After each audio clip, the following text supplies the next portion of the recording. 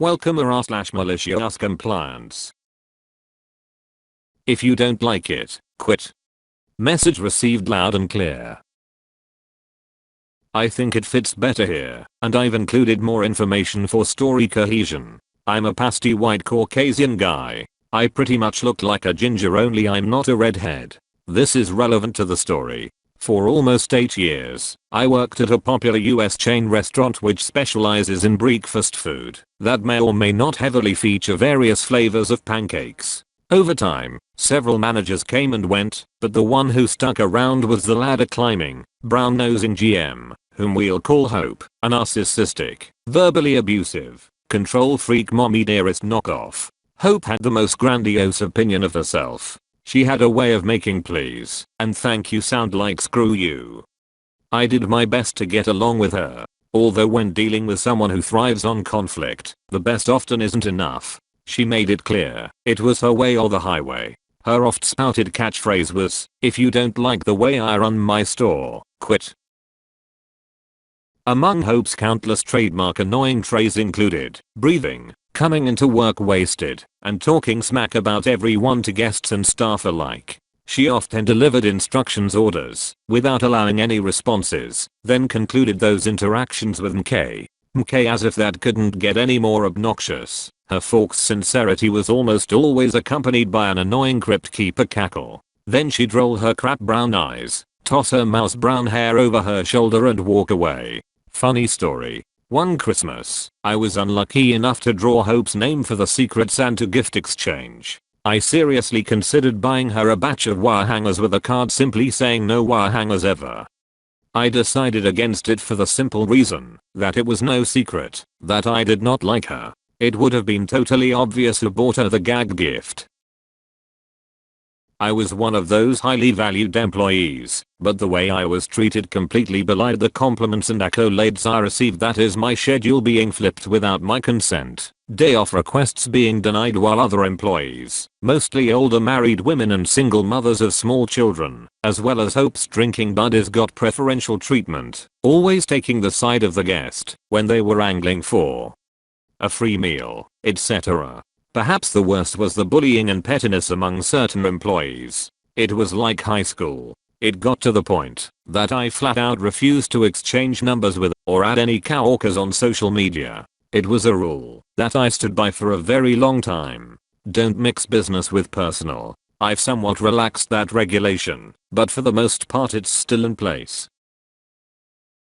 Once, while in the dining room, another employee poked me in the face with a tampon right in front of guests as well as Hope and Sunny, the drunken assistant manager. I filed an official complaint and nothing came of it. This is one such occasion where they couldn't claim ignorance. My complaint made it real, and they had to address it. They did. They saw me as a whistleblower. Neither Hope nor Sunny cold cared less about staff morale. It was typical of both of those embittered hags to accept hearsay as fact. They rarely did their diligence in getting both sides before plotting a course of action. Oh, and plot they did. Unfortunately, the following shows they responded to my complaint of workplace bullying with malicious intent. It was at this point I began receiving customer complaints. Most of the time Hope and Sunny would take the word of the so-called customer or the server, passing on the complaint without offering up any proof a discrepancy had even occurred. I later came to learn that complaints were completely fabricated. It was really a coworker just trying to stir the pot. This whole horror story came to its climax when a cokehead, now former employee, circulated a rumor that I refused to wait on an elderly African American military veteran because I was a racist. Being one myself, I respect all veterans. I found it alarmingly laughable, at best, because 1. I'm a very gay man, and 2. Most of my boyfriends haven't been white.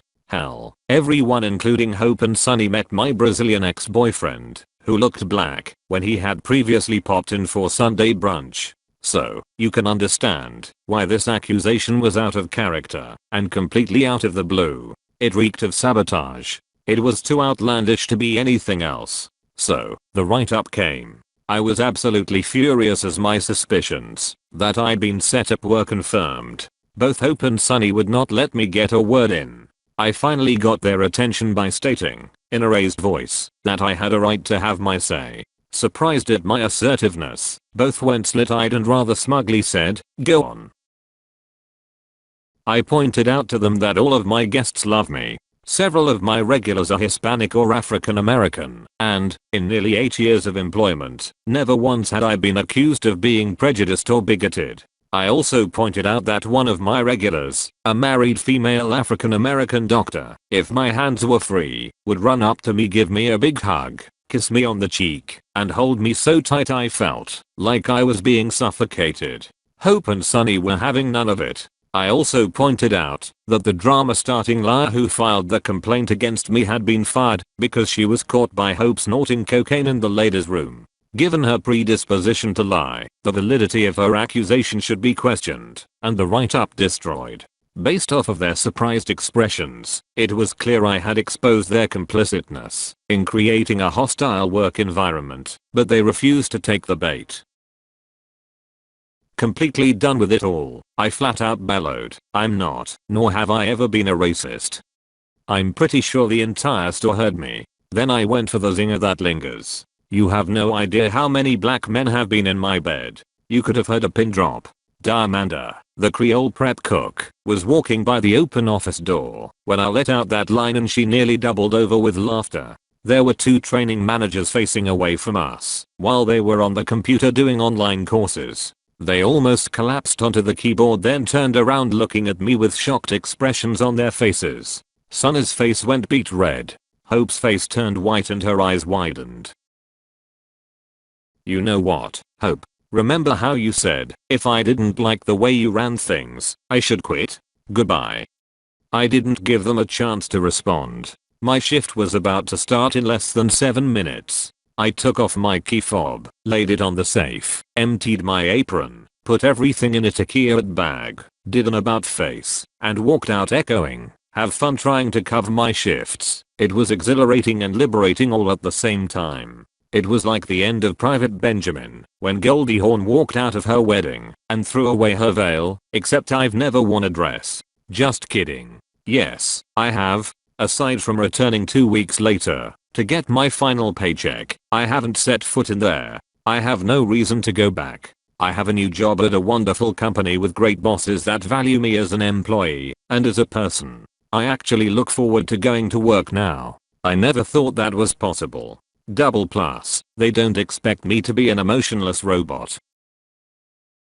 TL, doctor, I slaved away at a horrible job for nearly 8 years working for inept bully bosses. When I got tired of being treated poorly, they started dropping poison in my file. I quit before they could fire me, and left after an epic mic drop.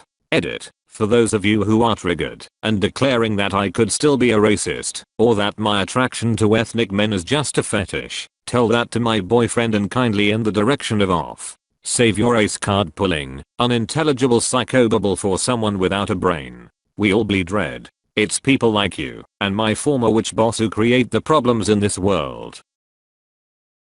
Update. I later found out from a former coworker's boyfriend that Hope was talking all this smack after I quit about how I wouldn't sign a write-up.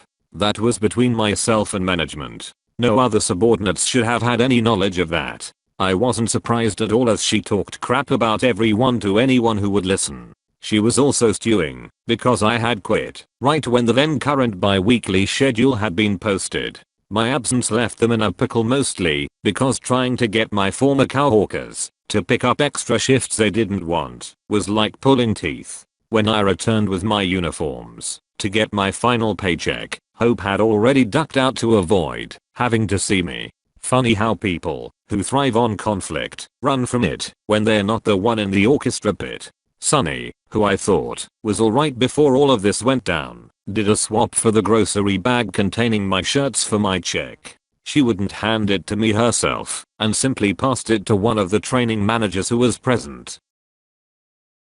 It's a very cramped establishment with the server line in full view from the dining room. I'm not that tall and neither is Sunny. She could barely see me over the top of the server station. Upon spotting me with her brown beady, vulture eyes, I got a completely out of character, overly exaggerated, sickeningly sweet greeting from her. "Hi, Op.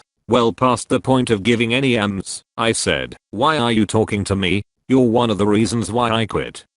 Dead silence. Lou, my 60-something former coworker, who gets along with everyone, was sitting down less than 2 feet away from me. I had a hot/cold relationship with her. Lou looked up from rolling silverware and kind of rolled her eyes, which was accompanied by one of her trademark sneers, because even she didn't like Sunny. I snatched my check from the training manager. Several of my regulars were asking why I was dressed normally that day. I usually work mid-shift on payday. I told them I had quit 2 weeks earlier. Many of them made general comments that management had made a foolish decision in losing me. They said they were sorry to see me go and probably wouldn't return without me being there to serve them. I told them I wasn't sorry to be gone and stormed out.